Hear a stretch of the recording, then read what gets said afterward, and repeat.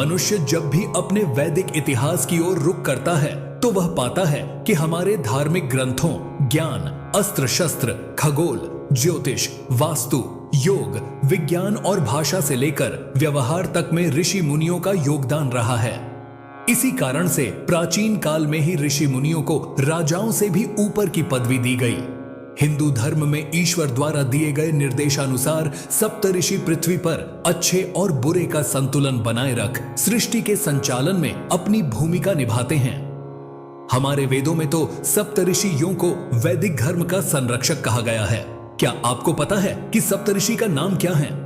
सप्तऋषियों की उत्पत्ति कैसे हुई और उनके काम क्या हैं? और ये सातों ऋषियों के गुरु कौन हैं? आज की प्रस्तुति में हम यह सब जानेंगे। कृपया वीडियो को अंत तक देखें और चैनल को सब्सक्राइब अवश्य करें। अधिक समय न लेते हुए प्रस्तुति आरंभ करते हैं। हिंदू धर्म की वैदिक संहिता में तो हमें सप्त ऋषि की संख्या से संबंधित कोई जानकारी नहीं मिलती है, पर उपनिषद में का बखूबी वर्णन मिलता है। जिन सप्तऋषियों का उल्लेख हमें मिलता है उनमें सप्तऋषि के नाम हैं वशिष्ठ, विश्वामित्र, कण्व, भारद्वाज, अत्रि, शौनक और वामदेव।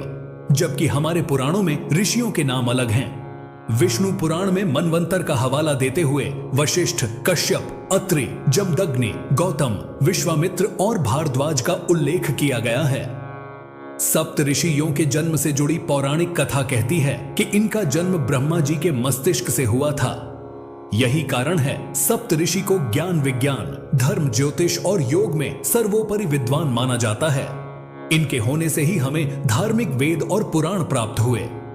आइए अब जानते हैं सप्तर्षि के बारे में। जौनदस सप्तऋषि में सबसे पहला नाम आता है ऋषि वशिष्ठ का। ऋषि वशिष्ठ राजा दशरथ के कुल गुरु हुआ करते थे और इनसे ही राजा दशरथ के चारों पुत्र राम, लक्ष्मण, भरत और शत्रुघ्न ने शिक्षा प्राप्त की थी।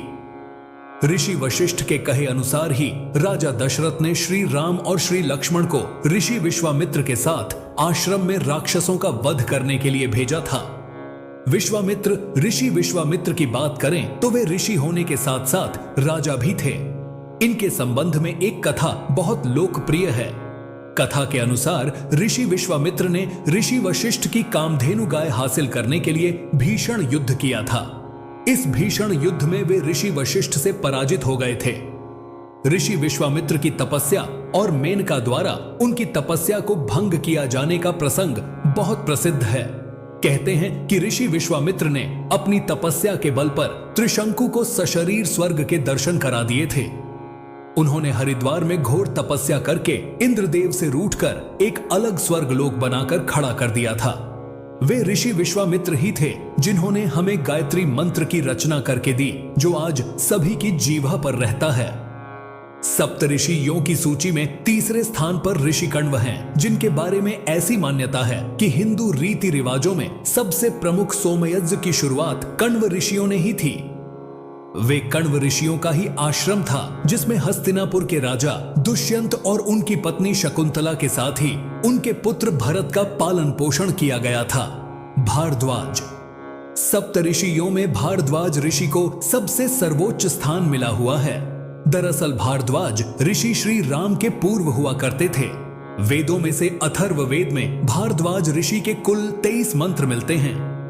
ऋषि भारद्वाज के पुत्रों में 10 ऋषि ऋग्वेद के मंत्र दृष्टा हैं और उनकी एक रात्रि नामक पुत्री रात्रि सूक्त की मंत्र दृष्टा हैं। अत्रि। सप्तऋषियों में ऋषि अत्रि ब्रह्मा के पुत्र, अनुसूया के पति, सोम के पिता थे। हमारे देश में कृषि विकास के लिए ऋषि अत्रि का योगदान सबसे अहम माना जाता है। इनके बारे में कहा जाता है वे लोग सिंधु नदी को पार कर ईरान तक पहुंच गए थे। ईरान में पहुंचकर यज्ञों का खूब प्रचार प्रसार किया। पारसी धर्म की शुरुआत भी अत्रि ऋषि के कारण ही हुई थी। ऋषि वामदेव सप्तऋषि में छठे स्थान पर है, जिन्होंने संगीत का सूत्रपात किया था। दरअसल वामदेव गौतम ऋषि के बेटे थे। वे ही गौतम ऋषि जो अपने तपबल पर ब्रह्मगिरी के पर्वत पर मां गंगा को लेकर आए थे। सप्त ऋषियों में 7वें ऋषि शौनक हैं, जिन्होंने 10,000 विद्यार्थियों के गुरुकुल का संचालन किया था। हजारों विद्यार्थियों के विशाल गुरुकुल को ही चलाने के लिए उन्हें कुलपति की उपाधि मिली थी। सप्त ऋषि, जिन्हें ब्रह्मा जी ने अपने मस्तिष्क से जन्म तो दिया था, पर उनकी शिक्षा का जिम्मा भगवान शिव के पास था। धार्मिक मान्यताओं के अनुसार भगवान शिव ने सर्वप्रथम जिन 7 लोगों को योग, शैव कर्म और वैदिक ज्ञान दिया था, वे ही आगे चलकर से जाने गए। सनातन धर्म में जितने भी धार्मिक ग्रंथ मौजूद हैं, उनमें सप्त ऋषि का योगदान किसी से छिपा नहीं है। इसलिए हम कह सकते हैं कि भगवान शिव ही थे जिन्होंने गुरु बनकर सप्त ऋषियों को ज्ञान दिया और सप्त ऋषियों ने उस ज्ञान को संसार में जन जन तक पहुंचाया। तो यह थी सप्त ऋषि के बारे में एक छोटी सी जानकारी। हम आशा करते हैं कि आपको यह जानकारी अच्छी लगी होगी। अगर अच्छी लगी हो तो हमारी वीडियो को लाइक करें, चैनल को सब्सक्राइब करके नोटिफिकेशन को ऑल पर करने का कष्ट कीजिएगा, जिससे कि आपको हमारी वीडियो समय से मिलती रहे। जल्द ही मुलाकात होगी ऐसी ही ज्ञानवर्धक वीडियो के साथ। तब तक के लिए जय श्री कृष्णा।